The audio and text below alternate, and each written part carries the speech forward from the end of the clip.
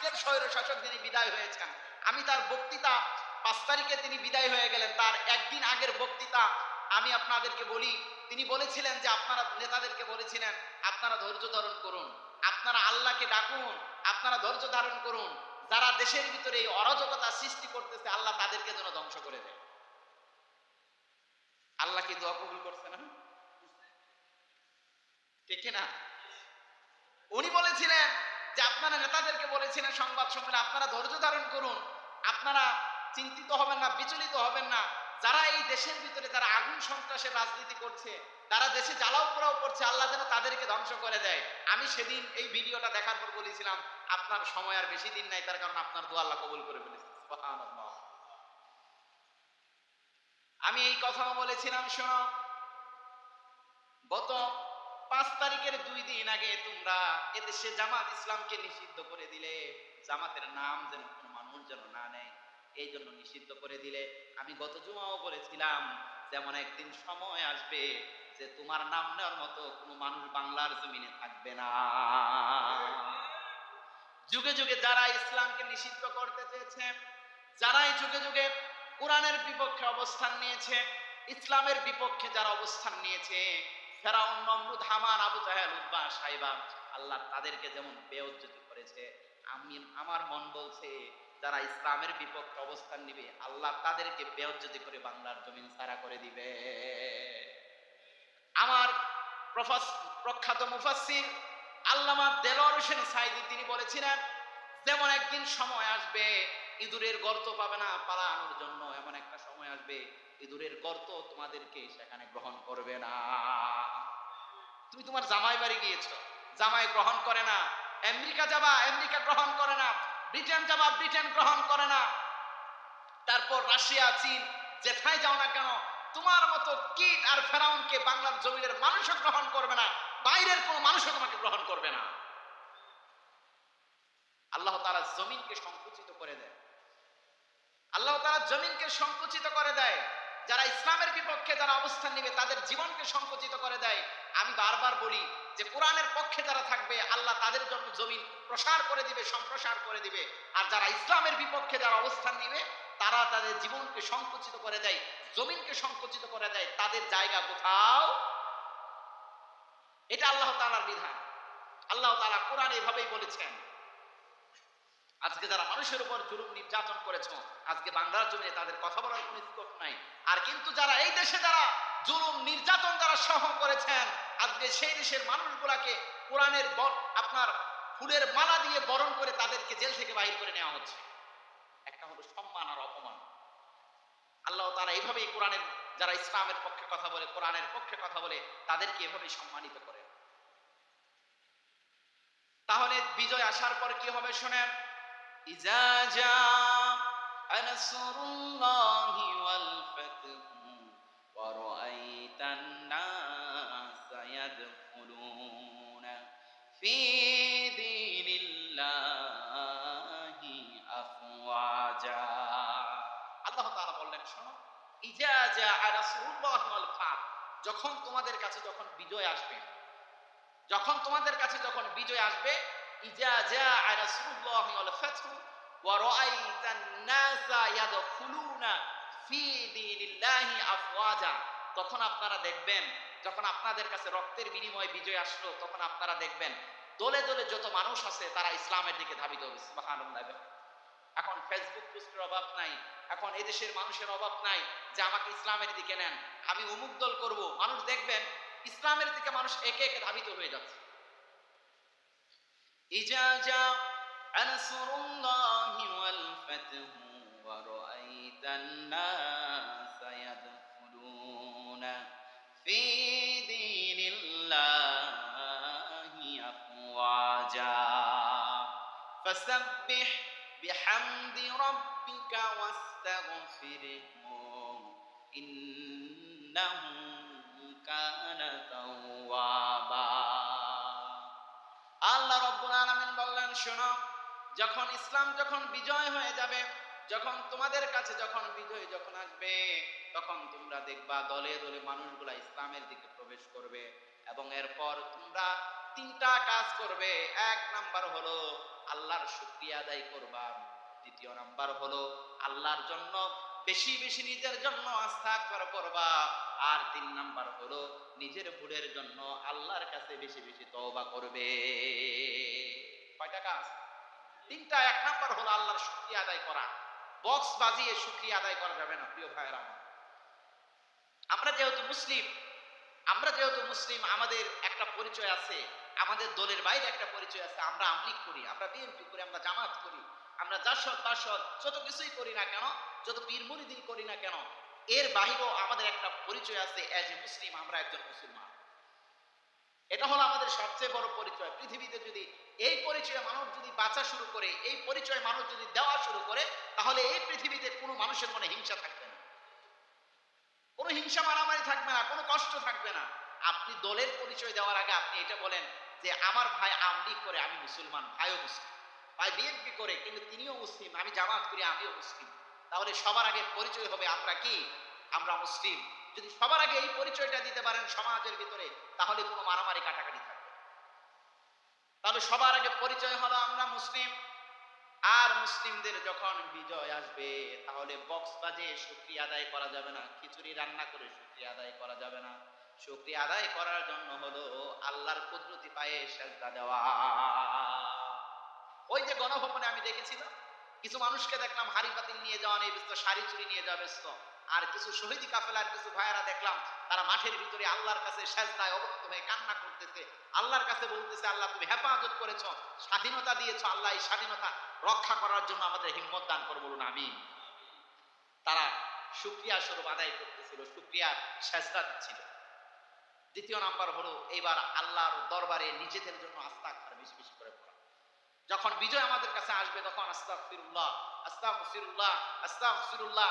আমরা এই বিজয় অর্জনের জন্য আপনার দায়িত্বপ্রাপ্ত ছিলাম না, আমরা এই বিজয় পাওয়ার উপযুক্ত না। আল্লাহ তাআলা অনুগ্রহ করে আমাদেরকে বিজয় দিয়েছেন, এই জন্য বেশি বেশি করে ইস্তিগফার করতে। দ্বিতীয় নাম্বার হলো আমাদের নিজের বিজয়ের জন্য আল্লাহর কাছে বেশি বেশি করে নিজেদের ভুলের জন্য কি করা? তওবা করা। নিজেদের ভুলের জন্য আল্লাহর কাছে বলা, আল্লাহ এই বিজয়ের জন্য আমরা দায়িত্বপ্রাপ্ত ছিলাম না, আল্লাহ তুমি আমাদেরকে দিয়েছো, আমাদের গুনাহের শেষ নাই, আল্লাহ তুমি আমাদেরকে মাফ করে দাও। এমন কোনো গুনাহ নাই যে আমরা এই গুনার কাজগুলো আমরা করি নাই। তাহলে সেই বিজয় যেহেতু অর্জন হয়েছে, এই জন্য আল্লাহ তাআলা দরবারে বেশি বেশি করে আপনার তওবা করা, এই জন্য যেন আল্লাহ তাআলা আমাদের জীবনের গুনাহগুলো মাফ করে দেয়। আর সিদ্ধান্ত নেওয়ার সময় এমন সিদ্ধান্ত নেওয়া, একজনকে তাড়িয়ে দিয়ে আরেকজন আপনার স্বৈরাচার শাসক যেন আমাদের মসনদে যেন না বসতে পারে, সে বিষয়ে সতর্ক এবং সচেষ্ট থাকা। একজনকে বিদায় করে দেওয়ার পর আরেকজন স্বৈর শাসক নিয়ে আমরা বসালাম, যে তিনি যা করেছেন তার বিপরীতে উল্টাপাল্টা আরো সিদ্ধান্ত নিয়ে দেশের অস্থিতিশীল পরিস্থিতি সৃষ্টি করবে, সে বিষয়ে সজাগ দৃষ্টি রাখা। এটা হলো একজন ভালো মানুষের একজন গুণাবলী এবং কাজ। তার কারণ যাদেরকে আমরা বিদায় করলাম, কেউ আসার পর সেও যদি সেরকমই করে, তাহলে তো আমাদের কোনো লাভ হলো না, আমাদের কপাল পুরা। তাহলে সেই সুবাদে সেই রকম সিদ্ধান্ত নেওয়া, সেই রকম মানুষকে নেতা হিসেবে যাচাই এবং বাছাই করা, যারা ইসলামের জন্য কাজ করবে, কোরআনের জন্য কাজ করবে, তাদেরকে যাচাই এবং বাছাই করা, বাছাই করে তাদেরকে মসনদে দেওয়া, তাহলে আপনারা শান্তি পাবেন। এছাড়া আর কখনো শান্তি আশা করা যায়? এরপর ইনশাআল্লাহ সামনের জুমায় আমি তাড়াতাড়ি আসার চেষ্টা করবো, যদি আল্লাহ তাআলা আমাকে বাঁচিয়ে রাখে। এরপর আমরা গত জুমায় আলোচনার বিষয় আমি আজকেই বলে দিই যে সামনে জুমায় কি আলোচনা হবে। এটার আলোচনার বিষয় হলো ইসলামী সমাজ ব্যবস্থা। ইসলামী সমাজ ব্যবস্থা হলে হিন্দুরা কিভাবে থাকবে, ইসলামী সমাজ ব্যবস্থা হলে মুসলিমরা কি উপকার হবে, বা এই সমাজের কি উপকার হবে, এই দেশের কি উপকার হবে, আমরা সেই বিষয় নিয়ে আলোচনা করবো, বলেন ইনশাআল্লাহ। তাহলে আমরা এই স্বৈরাচার বিদায় নেওয়ার জন্য আমরা আবারও দিল থেকে যতটুকু ভালোবাসা আছে আমরা আবারও বলছি আলহামদুলিল্লাহ। একটু জোরে বলেন আলহামদুলিল্লাহ। আল্লাহ তুমি আমাদেরকে হেফাজত করো, বলুন আমিন। প্রাণ ভরে কলিজা ভরে দোয়া করছি সেই সব ভাইদের জন্য যারা দিনের প্রয়োজন ইসলামের তাগিদে যাদের জীবনটা রাস্তায় অকাতারে রাজপথে বিলিয়ে দিলেন, আল্লাহ তুমি তাদেরকে শহীদি মর্যাদা দান করো, বলুন আমিন। যারা অসুস্থতা হয়ে হসপিটালের বেডে কাতরিত শায়িত আছেন, আল্লাহ তুমি তাদেরকে সুস্থতার নিয়ামত দান করো, বলুন আমিন। পরিশেষে কলিজার টুকরা মা বাবা যারা দুনিয়ার জন্য জীবিত আছে, আল্লাহ তুমি তাদের নেক হায়াত বৃদ্ধি করে দাও। যারা দুনিয়ার জমিন থেকে চলে গিয়েছে, আল্লাহ তুমি তাদেরকে জান্নাতুল ফেরদাউসের মেহমান বানাও। প্রথমেই সেই মহান রব্বে কারিমের দরবারে আবারও আনন্দ চিত্তে প্রাণ ভরে কলিজা ভরে হৃদয়ের যতটুকু ভালোবাসা আছে সমস্ত ভালোবাসাটুকু উজাড় করে দিয়ে আমরা সেই মহান রবের দরবারে আবারও উচ্চ সুরে একবার বলছি আলহামদুলিল্লাহ। আপনারা খুশি না বেজার? কম না বেশি? আজকে যদি বাংলাদেশের কথা যদি আমি বলি, আপনারা বরাবরই আমার কথাগুলা শুনে আসছেন, গ্রহণ করে আসছেন। পরিস্থিতি যতই ভয়ানক হোক, কখনোই পরিস্থিতি ইসলামের অনুকূলে ছিল না। যারাই কথা বলেছে তারা ইসলামকে প্রাধান্য দিয়ে কথা বলেছে এবং জালিমের জুলুম নির্যাতন সহ করে কথা বলেছে। আলহামদুলিল্লাহ, এই জন্য যে জুলুম নির্যাতনের পর আমি আপনাদেরকে গত জুমাও বলেছিলাম যে মানুষগুলা শুধুমাত্র শরীরের ঘাম ঝরায়, তারা তাদের ব্যক্তি জীবনের সফলতা অর্জন করে, তাদের ব্যক্তি জীবনের সফলতা পাল্টায়। আর যারা এই জমিনে যারা রক্ত ঝরায় তারা ইতিহাস পরিবর্তন করে দেয়। সুবহানাল্লাহ। আমাদের ভাইয়েরা, আমাদের মানুষ, এদেশের মানুষ, এদেশের ভাইয়েরা, এদেশের বোনেরা, এদেশের উলামায়ে কেরাম, এদেশের স্কুল পড়ুয়া ছাত্র জনতা, কৃষক, শ্রমিক, মজুর, তাদের আকাঙ্ক্ষার ফসল, তাদের দোয়ার ফসল, তাদের চোখের পানি আর যুবকদের তাকড়া রক্তের বিনিময় আজকে বাংলাদেশ আবার দ্বিতীয়বার স্বাধীন হলো। এই জন্য বলছি আলহামদুলিল্লাহ। এই বিজয় আমাদেরকে আল্লাহ তাআলা এনে দিয়েছেন, আল্লাহ তাআলা দিয়েছেন। এই বিজয় পাওয়ার পর আমরা কি করব এটাও আল্লাহ তাআলা কোরআনে বলে দিয়েছেন। বিজয় পাওয়ার পর আমরা কি করব? বিজয় হলো, বিজয় আমাদেরকে আল্লাহ তাআলা দিলেন, দেওয়ার পর বিজয় দেওয়ার পর আমরা কি করব? আমি গণভবনে গিয়েছিলাম। আমি কিছু কিছু মানুষদেরকে দেখেছি যে ওই মানুষগুলা গণভবনে যাওয়ার পর বিজয় অর্জিত হয়েছে। এরপর কিছু মানুষদেরকে আমি দেখলাম যে কেউ হয়তো হাড়ি পাতিল নিয়ে যাচ্ছে, কেউ হয়তো এটা নিয়ে যাচ্ছে, কেউ হয়তো সেটা নিয়ে যাচ্ছে। আর এই গণভবনের পাশে আরেকটা মসজিদ ছিল, বেশ বড় না, মোটামুটি মিডিয়াম সাইজের একটা মসজিদ ছিল। আমি কিছু ভাইদেরকে দেখলাম যে সে ভাইগুলা সেখানে গিয়ে শুকরিয়ার নামাজ আদায় করতেছে। সুবহানাল্লাহ। তাহলে যে মানুষগুলা বিজয় অর্জন করার পর দেশের সম্পদগুলা নষ্ট করে দেয়, যে মানুষগুলা বিজয় অর্জন করার পর প্রতিহিংসা পরায়ণ হয়ে যে মানুষগুলা মানুষের ঘর বাড়ি জ্বালিয়ে দেয়, এটা কখনো ইসলাম এটাকে সাপোর্ট করে না। ইসলাম এটাকে কখনো জাস্টিফাই করে না। ইসলাম কখনো এটাকে মেনে নেয় না। ইসলাম কি বলে আমরা এই কথা শুনবো ইনশাআল্লাহ। তাহলে বিজয় অর্জন করার পর মানুষের ঘর বাড়ি জ্বালিয়ে দেওয়া যাবে? মানুষের জিনিসপাতি দোকানপাট নষ্ট করা যাবে? এমন কোন কাজ রাস্তাঘাটে করা যাবে না যেই কারণে একজন কুকুরে যে কাজ করে গিয়েছে তাকে তো আমরা বিদায় করে দিয়েছি। এখন কুকুরে যে কাজ করেছে তার মতো যদি আমরাও যদি কুকুর হয়ে যাই, তাহলে তাদের ভিতরে আর আমাদের ভিতরে কোনো পার্থক্য থাকলো? তার শাসন ব্যবস্থায় মানুষ কষ্ট পেয়েছে, জালিমের শাসন ব্যবস্থায় মানুষ আঘাত পেয়েছে, জালিমের শাসন ব্যবস্থায় মানুষ বছরের পর বছর, সময়ের পর সময় আয়না ঘরে ঘুমছিল। মানুষের বছরের পর বছর বাবা মার সঙ্গে মানুষ দেখা করতে পারে নাই, বছরের পর বছর মানুষ শান্তিতে বাসায় ঘুমাতে পারে নাই। এখন এই জালিম শাসককে বিদায় করে দেওয়ার পর আমরাও যদি মানুষের সঙ্গে এই একই আচরণ করি, তাহলে তাদের ভিতরে আর আমাদের ভিতরে কোনো পার্থক্য থাকলো? দেখেন, মক্কা বিজয়ের পর যখন মক্কা বিজয় হলো, বিনা রক্তপাতে মক্কা বিজয় হলো। সুবহানাল্লাহ। মক্কা বিনা রক্তপাতে মক্কা বিজয় হলো। এমন কোনো মানুষ ছিল না যে সময়কার রাসূলের উপর মানুষ নির্যাতন না করেছে। এমন অবস্থা ছিল, আমি আপনাদেরকে এই ঘটনাগুলাই বারবার শোনাই যে এই রাসূল সাল্লাল্লাহু আলাইহি সাল্লাম তিনি তার ঘরে থাকতে পারলেন না, তিনি মদিনায় হিজরত করে চলে গেলেন। পরিশেষে কিছুদিন পর মক্কা বিজয় হলেন। মক্কা বিজয় হওয়ার পর ওই সমস্ত কাফের গোলাম বিশ্বনবীর আশেপাশে আসার সাহস পায় না। ওই সমস্ত কাফের গোলাম যারা বিশ্বনবীকে নির্যাতন করেছে, ওই মানুষগুলো আর বিশ্বনবীর সামনে আসতে সাহস পায় না। সাহাবীরা প্রচার করে দিল যে যারা রাসূলের উপর আক্রমণ চালিয়েছে কিংবা রাসূলের হিজরতের সময় রাসূলকে যারা কষ্ট দিয়েছে তাদেরকে হত্যা করা হবে। কিন্তু রাসূল কি বললেন? বিশ্বনবী মুহাম্মদ রাসূলুল্লাহ সাল্লাল্লাহু আলাইহি সাল্লাম তিনি বললেন, শোনো, যারা আমাকে কষ্ট দিয়েছো, যারা আমাকে কষ্ট দিয়েছো, আমার সমাজে আমাকে থাকতে দাও নাই, আজ আমি শোনো তোমাদের জন্য সাধারণ ক্ষমা ঘোষণা করে দিলাম। কাট্টা কাফের যারা রসুলকে কষ্ট দিয়েছে, রসুলের চাচা হামজালা কলিজা চিবিয়ে চর্বণ করে খেয়েছে, রসুলের চাচার কলিজা চিবিয়ে খেয়েছে, যারা রসুলকে হত্যার ষড়যন্ত্র করেছে, যারা ইসলাম এবং মুসলিমদেরকে মাটির সঙ্গে মিশিয়ে দিতে চেয়েছে, রসুল মক্কা বিজয়ের পর রসুল বললেন, আমি তোমাদেরকে সাধারণ ক্ষমা ঘোষণা করে দিলাম। সুবহানাল্লাহ। তার মতো দরদি, তার মতো উম্মার দরদি, তার মতো ভালো মানুষ পৃথিবীর জমিনে আর একটা আসবে? বিশ্বনবী মুহাম্মদ রাসূলুল্লাহ তিনি এইবার সাধারণ ক্ষমা ঘোষণা করে দিলেন। যেই মানুষগুলা কাট্টা কাফির ছিল, ওই মানুষগুলাও রসুলের হাতে কালেমা পড়ার সুযোগ পেয়ে গেলে রসুল বিদায় করে দিলেন।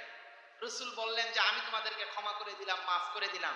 আজকে ওই সমাজ ব্যবস্থার ভিতরে যারা, যে ভাইয়েরা স্বৈর শাসকের পক্ষে ছিল, যে ভাইয়েরা স্বৈর শাসকের পক্ষ হয়ে এই সমাজের মানুষগুলোর উপর নির্যাতন করেছে, প্রতিবেশীর উপর আঘাত এনেছে, প্রতিবেশী মানুষদের উপর আঘাত এনেছে, বাসা বাড়িতে তাদেরকে ঘুমাতে দেয় নাই, আমি সেই মানুষগুলাকে একটু বলবো, ভাই আপনারা বুঝতে শিখুন, ইসলামকে জানতে শিখুন। ইসলাম সুন্দর সমাজ ব্যবস্থার কথা বলে, ইসলাম সুন্দর সমাজ ব্যবস্থার কথা বলে আপনারা যার পক্ষ নিয়ে মানুষের উপর আঘাত এনেছিলেন, আজ সেই ভাইগুলাই আপনার পাশে দাঁড়িয়েছে। সুবহানাল্লাহ।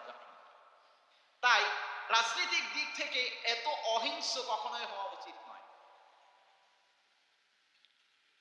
আমার স্বৈর শাসকের পাসপোর্ট ছিল, তিনি ভারতে চলে গেলেন, কিন্তু যে ভাইটা স্বৈর শাসকের পক্ষ নিয়ে অবস্থান করেছিলেন, মানুষের উপর নির্যাতন করেছিলেন, তার বাড়িটা তো আমার বাড়ির পাশেই।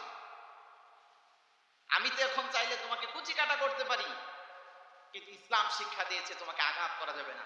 ইসলাম শিক্ষা দিয়েছে তোমার বাড়িঘর জ্বালানো যাবে না। আমরা তো আল্লাহ এবং কোরআনকে বিশ্বাস করি, আল্লাহ রসুল সাল্লাল্লাহু আলাইহি সাল্লামের দিক নির্দেশনা মতো জীবন চলি, এই জন্য তোমাদের উপর আমরা একটা আঘাতও দেয় নাই। যে ভাইরা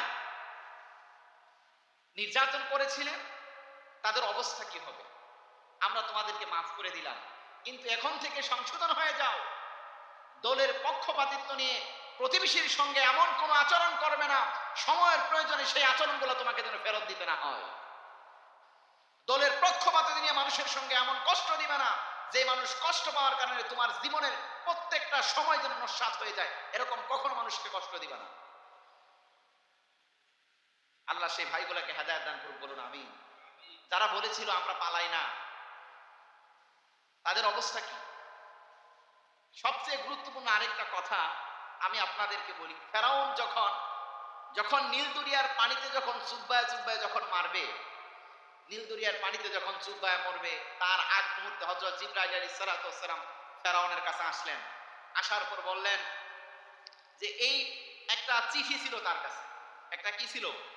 একটা চিঠি ছিল। এই চিঠিটা লিখেছিল, ফেরাউন যখন ক্ষমতা দখল করতে যায়, ফেরাউন যখন প্রভু সাজতে যাবে, ঠিক ওই সময়কার এই পাহাড়ের ভিতরে গিয়ে ফেরাউন তিনি দোয়া করতেছিলেন যে আল্লাহ, আমি তো জানি যে আমি ক্ষুধা নাগাদা, আমি জানি যে আমি ক্ষুধা নাগাদা, তুমি সবচেয়ে বড় রব, তুমি আমারও মালিক, কিন্তু আল্লাহ আমার বড় শখ আমি এই পৃথিবীর একটু রব হব, তো তুমি আমাকে এই পাওয়ারটা একটু দিয়ে দাও। আল্লাহ পাওয়ারটা দিলেন। দেওয়ার পর জিবরাইল আলাইহিস সালাতু ওয়াস সালাম তার কাছে আসলেন। আসার পর সেই দিন, আজ থেকে অনেক বছর আগে, সেই দিন জিবরাইল আলাইহিস সালাতু ওয়াস সালাম তার কাছে একটা চিঠি লিখে নিয়েছিলেন। চিঠিটা হলো এমন যে ফেরাউনকে বললেন যে আল্লাহ তাআলার নিয়ামত পাওয়ার পর কিংবা আল্লাহ তাআলার অনুগ্রহ পাওয়ার পর সেই মানুষগুলা যদি আল্লাহ তাআলার শুকরিয়া আদায় না করে কিংবা আল্লাহ তাআলার কথা যদি না শুনে, সেই মানুষগুলাকে কি করা উচিত? ফেরাউন সেদিন লিখে দিয়েছিলেন যে তাদেরকে নীল দরিয়ার পানিতে চুবাইয়া মারা উচিত। সুবহানাল্লাহ। কি বলেছিলেন? যে নীল দরিয়ার পানিতে চুবাইয়া মারা উচিত। ঠিক মুসা আলাইহিস সালাতু ওয়াস সালাম যখন নদী পার হয়ে গেলেন, ফেরাউন যখন সেখানে আসলেন, আসার পর এবার জিবরাইল আলাইহিস সালাম সহ ফেরেশতারা নীল দরিয়ার পানিতে আবার চুবাইয়া দিলেন। দেওয়ার পর যখন কোন মতো একটু করে উঠে আবার কোন মতো একটু করে নামে, একটু করে মানে মুখ ভাষায় উঠে আবার নামে। এরপর জিবরাইল আলাইহিস সালাতু ওয়াস সালাম ওই সেই চিঠিটা নিয়ে এবার গেলেন। যাওয়ার পর বললেন, দেখেন তো এটা কার হাতের লেখা? বললেন এটা আমার হাতের লেখা। কি লিখেছিলেন? ওই যারা আল্লাহর নিয়ামত পাওয়ার পর কিংবা আল্লাহর অনুগ্রহ পাওয়ার পর যারা শুকরিয়া আদায় করবে না কিংবা আল্লাহর কথা যারা শুনবে না তাদেরকে নীলদরিয়ায় চুবায় মারা উচিত। হযরতে জিবরাইল আলাইহিস সালাতু ওয়াস সালাম তিনি এই চিঠিটা এবার ফেরাউনকে দেখালেন। দেখানোর পর বললেন যে আপনি এই চিঠিটা লিখেছিলেন, এইবার শেষ মুহূর্ত যখন এসেছে, এইবার আপনার আর কালিমা পড়ার দরকার নাই, আপনি আপনার রবকে কালিমা পড়ে আদায় করে নেবেন, কখনোই সম্ভব না। হযরত জিবরাইল আলাইহিস সালাতু ওয়াস সালাম নীল দরিয়ার মধ্য থেকে মাটি উঠিয়ে এইবার ফেরাউনের মুখের ভিতরে ঢুকিয়ে দিয়েছেন। সুবহানাল্লাহ। বললেন তাহলে সেভাবে মরো।